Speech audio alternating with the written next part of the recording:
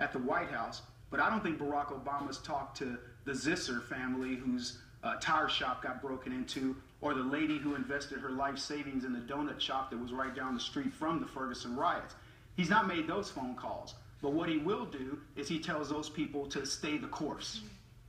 Yeah, and you know, when you read Stay the Course, I believe that meeting took place on November 5th. That wasn't formally on the President or White House schedule.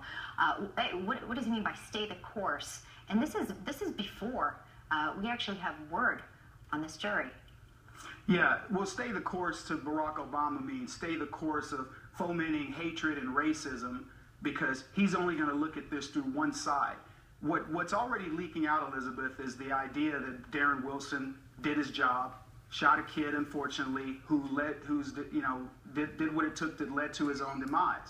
But that narrative doesn't play very well for what Barack Obama wants to do. He is all about racism. There's so much money in it. My latest book is called Race Pimping, the multi-trillion-dollar business of liberalism, because that's what this is about.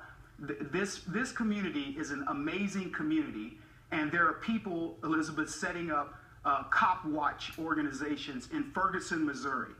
It's almost, it's incredulous to believe that. Kevin, you know, and I remember Barack Obama then saying this is not Black America, not white America, it's United States of America. I remember those words quite clearly, but yet what I'm hearing from you is that this violence, to stay the course in terms of protests and what will, I believe we're all fearing happen perhaps in these moments ahead and days ahead, this completes a narrative that liberals and this administration are in favor of? Sure. They would love for, you know, for things like this to continue, because that's what Barack Obama's presidency's been built on.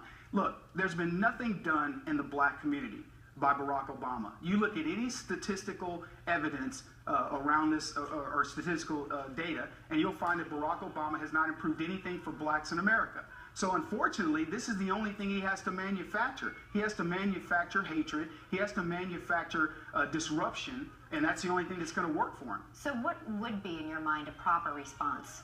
The proper response would be for him to come out and say, look, guys, this is a tragedy, but it is not going to rise to the level of us having to worry about, you know, violence breaking out all across America. We're going to clamp down on it. I can tell you this: I don't think Barack Obama's made a single phone call to the Republican mayor of Ferguson, to the chief of police, or to Darren Wilson's family.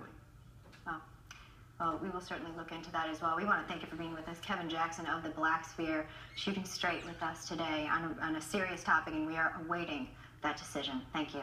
My pleasure.